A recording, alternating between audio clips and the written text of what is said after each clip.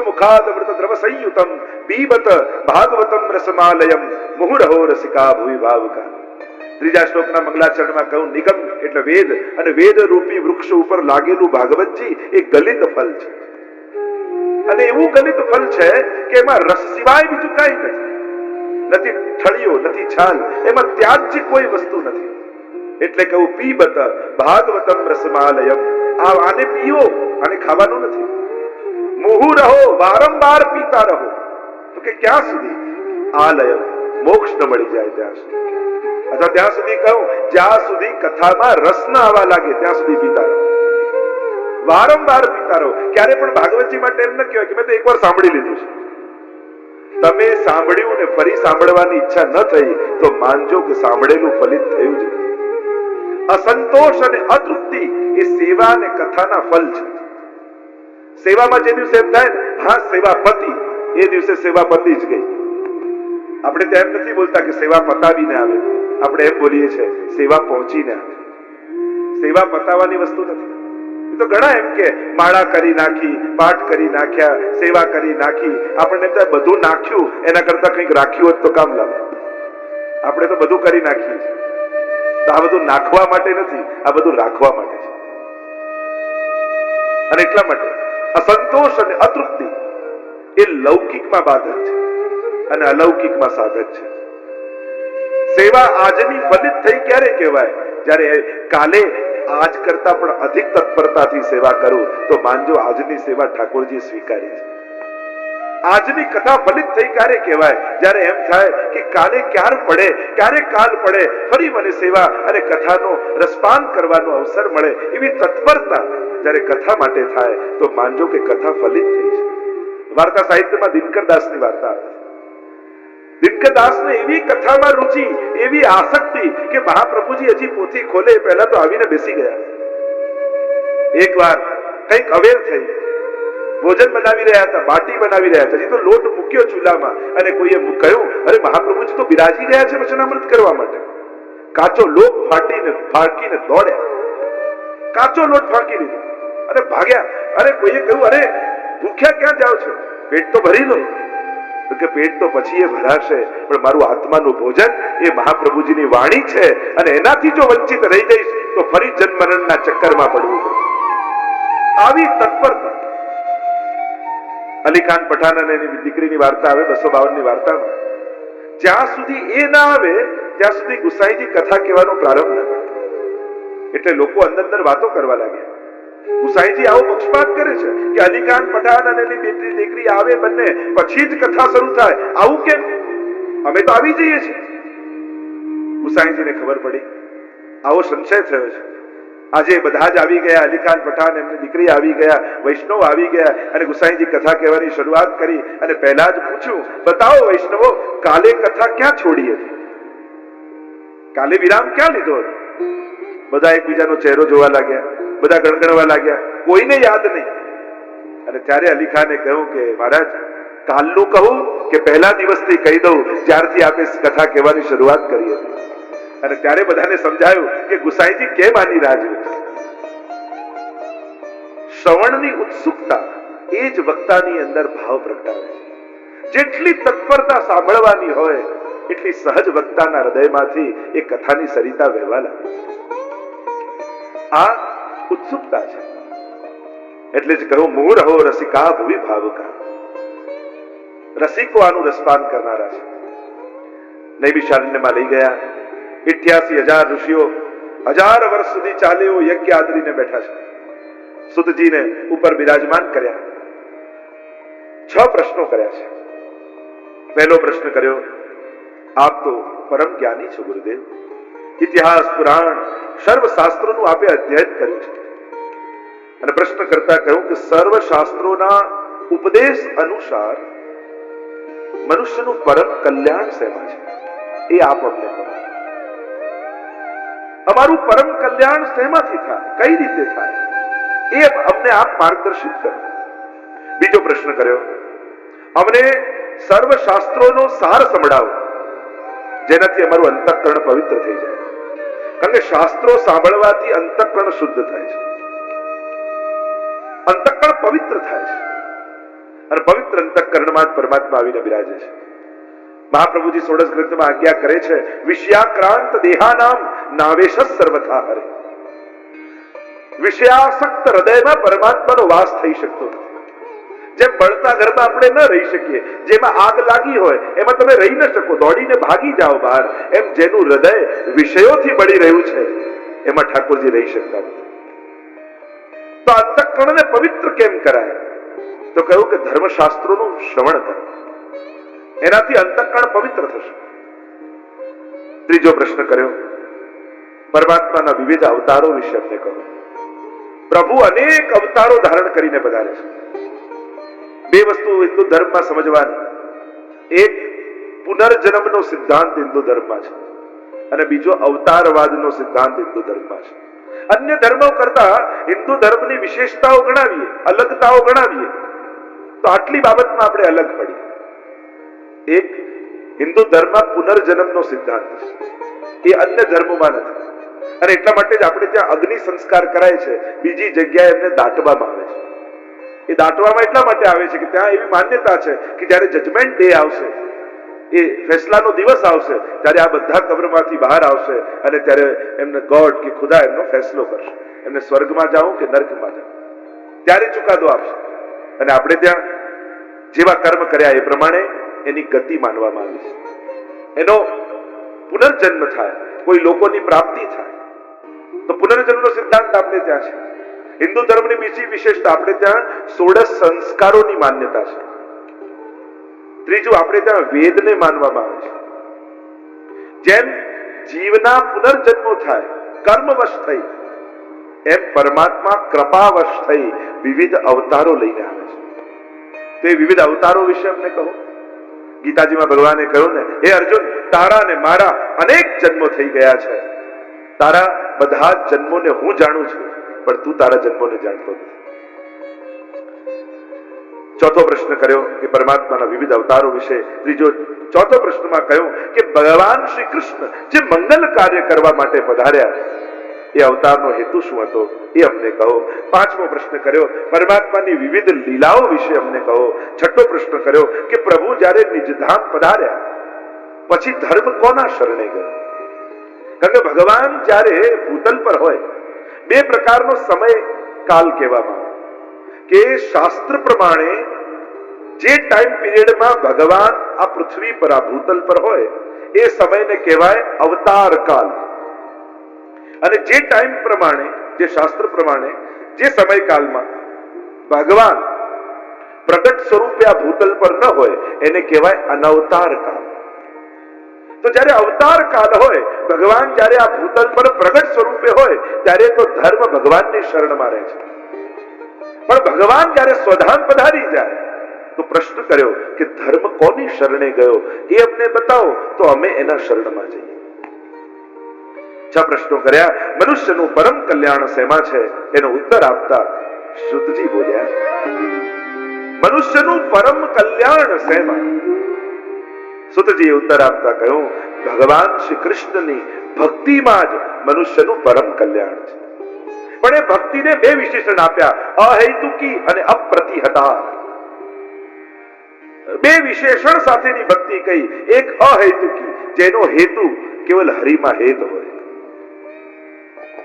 કેવલ વિશુદ્ધ ભાવથી ભગવાનને ભજવાની વાત જેમાં હોય, એ છે અહેતુકી ભક્તિ. એટલે કે ભક્તિ કરો પણ કોઈ પણ કામના રહિત ભક્તિ કરો, કેવલ પ્રભુને પામવા માટે.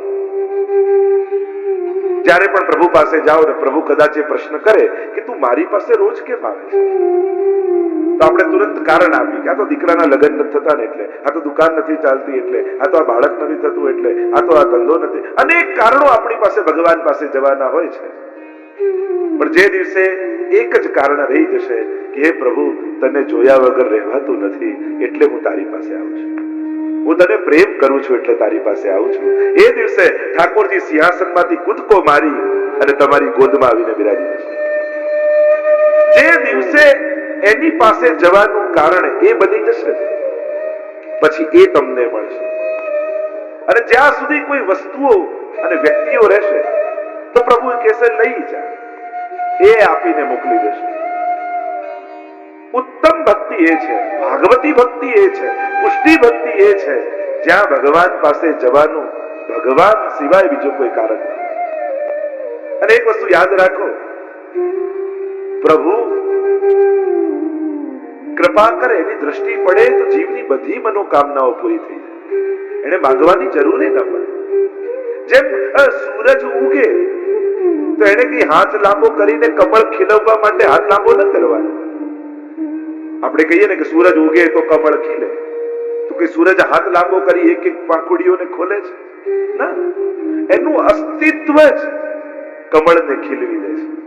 એમ જ જે દિવસે ભગવાનના અસ્તિત્વનો આપણા જીવનમાં આપણે સ્વીકાર કરી લઈશું એ દિવસે સૌભાગ્યનું કમળ આપમેળે ખીલી જશે. એમાં ભગવાને મહેનત કરવાની જરૂર નથી. ભગવાનનું આપણા જીવનમાં હોવું એ માત્ર સૌભાગ્યને ખીલવનારું છે. પરમાત્માનો જીવનમાં સ્વીકાર, તમારી શરણાગતિ, તમારી દ્રઢતા એના ચરણારવિંદમાં, તમારું સમર્પણ, બસ આપણું સમર્પણ સિદ્ધ થઈ જાય અને એનો સ્વીકાર તમે કરી લો પ્રભુનો તમારા સ્વામી તરીકે, સૌભાગ્ય આપમેળે ખીલી જશે. પ્રભુની આવી નિષ્કામ ભક્તિ દ્વારા જ મનુષ્યનું પરમ કલ્યાણ છે. તસ્માદ એકેન મનસા ભગવાન સાત્વતામ પતિ શ્રોતવ્ય કીર્તિતવ્યશ્ચ ધ્યેય પૂજ્યશ્ચ નિત્યદા. ભગવાનના વિવિધ અવતારોનું વર્ણન કરો એમ કહ્યું તો સનત કુમારોથી લઈ કલ્કી સુધી 24 પરમાત્માના અવતારનું વર્ણન કર્યું. પરમાત્માના 24 અવતાર છે એમ કહ્યું. એમે પરમાત્મા તમે એમ લખો ગુજરાતીમાં, એને એનો સરવાળો કરો તો 24 થઈ જાય. પરમાત્માના 24 અવતાર છે. અવતૃ ધાતુ પરથી અવતાર શબ્દ બને છે, ઉપરથી નીચે આવે. પણ પ્રભુને કર્મવશ આવવું પડતું નથી. ઘણા લોકો કે કર્મ તો ભગવાનને મુકતું નથી. ના, ભગવાનને ક્યારે પણ કર્મ બંધન લાગતા નથી. जन्म कर्म चमे दिव्यम, भगवत गीता में भगवान स्पष्ट कहते हैं मेरे जन्म और मेरे कर्म दोनों दिव्य हैं. भगवान ने कर्मवश આવવું પડતું નથી. ભગવાન કેવલ કૃપાવશ આવે છે. પોતાના ભક્તો માટે આવે છે, પોતાના ભક્તોનું કલ્યાણ કરવા આવે છે. ધર્મ સંસ્થાપનાર્થાય સંભવામી યુગે યુગે, ધર્મની સંસ્થાપના માટે આવે છે. દુષ્ટોનો સંહાર અને ભક્તોનો સ્નેહ એ જ એકમાત્ર કારણ છે. 6 પ્રકારના ભગવદ અવતારોની ચર્ચા ગર્ગ સંહિતામાં ગર્ગજી કરે છે. કેટલા પ્રકારના અવતાર થાય? અંશાંશ અવતાર, અંશાવતાર, કલા અવતાર, આવેશ અવતાર, પૂર્ણ અવતાર અને પરિપૂર્ણ અવતાર. એતે ચાંસ કલા પુંછ કૃષ્ણસ્તુ ભગવાન સ્વયં. આ અવતારી કોણ જે બધા અવતાર લઈને આવે છે? તો કે ભગવાન કૃષ્ણ. એ અવતારી છે જે આ બધા અવતાર લઈને આવે છે. જો 2 પ્રકારની વાત છે, ક્યાંક ક્યાંક અવતાર કૃષ્ણની વાત છે અને ક્યાંક ક્યાંક અવતારી કૃષ્ણની વાત છે. અન્ય પુરાણો કરતા ભાગવતજીની વિશેષતા કેમ છે? કારણ ભાગવતજીમાં જે કૃષ્ણ કથા છે એ એતે ચાંસ કલા પુંષ કૃષ્ણસ્તુ ભગવાન સ્વયં, સ્વયં ભગવાન કૃષ્ણની કથા છે. બાકી બધા જ અવતારો છે. ઘણા લોકો એમ કે ને ગમે તેને ભજો, જવાનું તો એક જ ઠેકાણે છે. કોણે કહ્યું કે એક જ ઠેકાણે જવાનું છે? જેને ભજો એને પામો છો, એમ ગીતાજી કહે છે. તમે ગીતાજી વાંચો તો ખરા. ગીતાજીમાં કે આપણા શાસ્ત્રોમાં ક્યાંય એવું નથી કહ્યું કે ગમે તેને ભજો, જવાનું તો એક જ ઠેકાણે. જેને ભજો એને પામો છો. જેની ઉપાસના કરો એની પ્રાપ્તિ થાય. દરેકના લોક જુદા છે. દરેકની ઉપાસનાથી જુદી જુદી સિદ્ધિઓ પ્રાપ્ત થાય છે એમ શાસ્ત્રોએ કહ્યું છે. અને એટલા માટે દેવતા, અવતાર અને ભગવાન આ ત્રણેયમાં ભેદ છે. ઘણા બને એમ કે આપણા માટે તો બધું સરખું, આ તારા માટે હશે. શાસ્ત્રો નથી કહેતા. દેવતા પદ જુદી વાત છે, અવતાર પદ જુદું વાત છે અને ભગવાન એ જુદું તત્વ છે. દરેકનો એક વિશેષ આદર છે. આપણે પાછું તરાજુ લઈને બેસી જઈએ, આ મોટા ના નાના, એવી જોખવાની જરૂર નથી. દરેકનું પોતાની એક મહત્તા છે અને જેનો જેવો અધિકાર એને એવી ઉપાસના સિદ્ધ થાય છે, એને એવી આસક્તિ થાય છે. યો યો યામ યામ તનુ ભક્ત શ્રદ્ધયા અર્ચિતુમ ઇચ્છતિ તસ્ય તસ્યામ ચલામ શ્રદ્ધામ તામેવ વિદધામ્યહમ. ભગવદ ગીતાજીમાં ભગવાન સમજાવે છે જે જેને ભજે છે એમાં એની શ્રદ્ધા હું દ્રઢ કરું છું, પણ મને ભજનારો મને પામે છે. એટલે નક્કી કરો તમારે પામવા કોને છે. અને જેને પામવા છે એની ઉપાસના કરો તો એને પ્રાપ્ત થશે. જવું હોય દિલ્હી ને મુંબઈની ટ્રેનમાં બેસો તો મુંબઈ પહોંચો. એમ દરેકની ઉપાસનાથી એ પ્રકારની સિદ્ધિઓ પ્રાપ્ત થાય છે, એ પ્રકારના લોક પ્રાપ્ત થાય છે. અને એ જ શાસ્ત્રોક્ત વાત છે.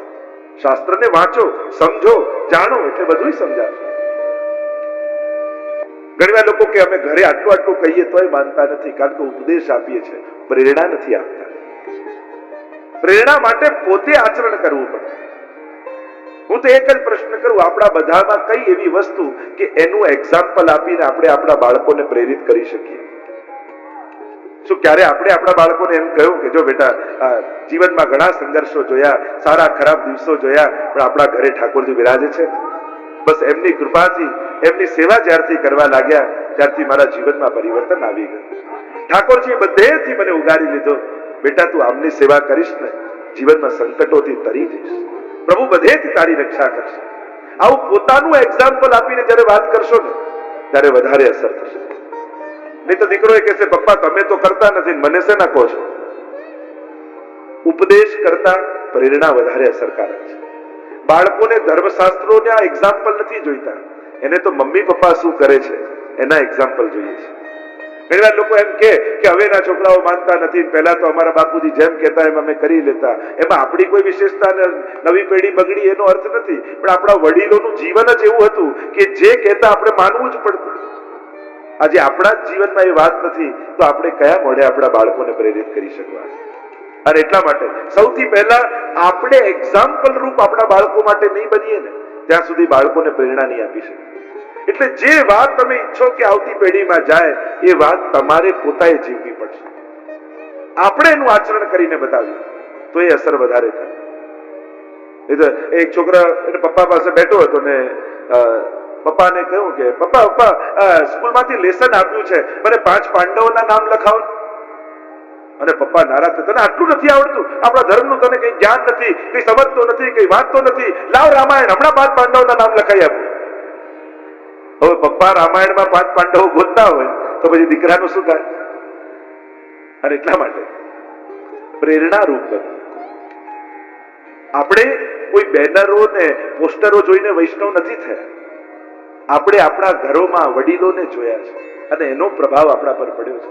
2 ડિગ્રી તાવ બાને આવતો હોય, ડોક્ટરે ઉભા થવાની ના પાડી હોય અને ઘરના બધા કે હવે ઉભા ન થતા, હમણાં સેવા કરવાની જરૂર નથી, અમે બધું જોઈ લઈશું, છતાંય સવાર પડે અને બા અપરસ કરીને સેવામાં પહોંચી ગયા હોય, આવા દ્રશ્યો આપણે ઘરે ઘરે જોયા છે.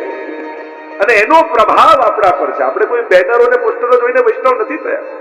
આ દ્રશ્યો આપણે ઘરે ઘરે જોયા છે અને એની અસર આપણા ઉપર છે. અને આવા દ્રશ્યો જ્યારે ઘરે ઘરે ઉભા થાય, પોતે પ્રેરણા રૂપ બનીને જ્યારે વાત કરીએ ત્યારે એનો પ્રભાવ વધારે પડે. નારદજી એક ઉપદેશ નથી આપ્યો, કયું નારદજી કહેવા લાગ્યા, વ્યાસજી ગમે તેટલી અલંકારિત વાણી હોય, સુંદર કંઠ હોય, પણ જો ભગવાનના વિમલ યશનું ગાન એમાં ન હોય તો એમાં પરમહંસોને આનંદ આવતો નથી. તદ વાયસમ તીર્થ, એ તો કાગડાના તીર્થ સમાન છે. અને એનાથી ઉલટું વિશુદ્ધ હૃદય હોય, ભલે અલંકારિત વાણી ન હોય, સ્વર જ્ઞાન ન હોય, કોઈ શાસ્ત્રોનું જ્ઞાન ન હોય, પણ વિશુદ્ધ ભક્તિ છે તો ઠાકોરજી એના પર જરૂર કૃપા કરે. આપણે ત્યાં નથી આવતા પ્રસંગો, અને અનેક પ્રકારના એવા પ્રસંગો જ્યારે આવ્યા, તાનસેન ગુસાઈજીને સંગીત સંભળાવ્યા, એટલું સુંદર ગાયું કે 500 સોનામોરનો થાળ ગુસાઈજી આપ્યો, પણ ઉપર એક કોડી મૂકીને આપ્યો. તાનસેને કહ્યું, મહારાજ 500 સોનામોર તો સમજ में आई, पर ऊपर कौड़ी रखकर क्यों दी? ત્યારે ગુસાઈજીએ કહ્યું કે તાનસેન, તમારું સંગીત સર્વોત્તમ છે, એનું ઇનામ આ 500 સોનામોર, પણ એમાં પ્રભુના વિમલ યશનું ગાન નથી, એટલે અમારા માટે તો એ કોડી બરાબર છે. જેમાં વિશુદ્ધ ભક્તિ ન હોય, પ્રભુને એમાં આનંદ નથી આવતો. નારદજી કહેવા લાગ્યા, મારી સામે જુઓ વ્યાસજી, હું દાસીનો પુત્ર હતો પૂર્વજન્મ. અમારા ગામમાં ચાતુર્માસ કરવા માટે કેટલાક મહાત્માઓ પધારે અને મારી માને એમની ચાકરીમાં રાખી દીધી ગામવાળાઓએ. રોજ રાત્રે સત્સંગ સભા થાય, મહાત્માઓના મુખેથી ભગવદ વચનો સાંભળી મારું અંતઃકરણ પવિત્ર થવા લાગ્યું. સત્સંગમાં મને આનંદ આવવા લાગ્યો. હું બાળક હતો પણ બાલિશતા મારી અંદર નહોતી. મારું અંતઃકરણ વિશુદ્ધ બની ગયું. ક્યાં ચાતુર્માસ પૂરો થઈ ગયો ખબર ન પડી, અને હવે તો મહાત્માને પધારવાનો સમય થયો. જ્યારે ગામ છોડીને જવા લાગે મારું હૃદય ભરાઈ આવ્યું. અરે આવો આનંદ, આવું સુખ સમાપ્ત. હવે ફરી આવો સત્સંગ મને ક્યારે મળશે? ગળગળો થઈ હું મહાત્માઓના ચરણોમાં પડી ગયો. મને પણ આપની સાથે લઈ જાઓ. મહાત્માઓએ કહ્યું કે તું તારી માનો એકનો એક દીકરો, પિતા છે નહીં. તારી માં, એની પાસે તું આજ્ઞા લઈ આવ તો અને અમે તને સાથે લઈ જઈએ. માને પૂછ્યું, માએ કહ્યું કે તું મારા જીવનનો એકનો એક સહારો, તું જતો રહે તો મારું કોણ? માએ જવા ન દીધો. મહાત્માઓ પધારી ગયા. મારું મન એમની જોડે લાગી ગયું. એકવાર મારી માં ગૌશાળામાંથી જતી હતી, સર્પે દંશ દીધો અને માં પડી, હાથ ગાયને સ્પર્શ કરી ગયો અને સ્પર્શ કરતાની સાથે મારી માનો ઉદ્ધાર થઈ ગયો. જો ગાયનો કેવલ મરતા સમયે સ્પર્શ કર્યો તો એનો મોક્ષ થઈ ગયો, ઉદ્ધાર થઈ ગયો. એવો પવિત્ર સ્પર્શ ગાયો છે. હવે મને કોઈ રોકનારું હતું નહીં, ટોકનારું હતું નહીં. ઉત્તર દિશા તરફ મેં પ્રયાણ કર્યું. નદીઓ, પર્વતો, વનોને પસાર કરતા કરતા ક્યાંય હું દૂર નીકળી ગયો. એક વિશાળ વૃક્ષ દેખાયો. એની નીચે બેઠો, આંખ બંધ કરીને પ્રભુનું ધ્યાન કરવા લાગ્યો. અને મારા ધ્યાનમાં પરમાત્મા આવ્યા. પ્રભુએ કહ્યું, નારદ, આ જન્મમાં તને મારો અનુભવ નહીં થાય. ટૂંક જ સમયમાં પ્રલય કાળ આવે છે. બધું જ પ્રલય થઈ જશે અને ફરી જ્યારે સૃષ્ટિનું સર્જન થશે ત્યારે તમે મારા અવતાર રૂપે જન્મ લેશો. અને જેમ પ્રભુએ કહ્યું એમ જ થયું. ફરી સૃષ્ટિનું જ્યારે સર્જન થયું ત્યારે નારદજી ભગવદ અવતાર રૂપે પ્રાપ્ત થયા.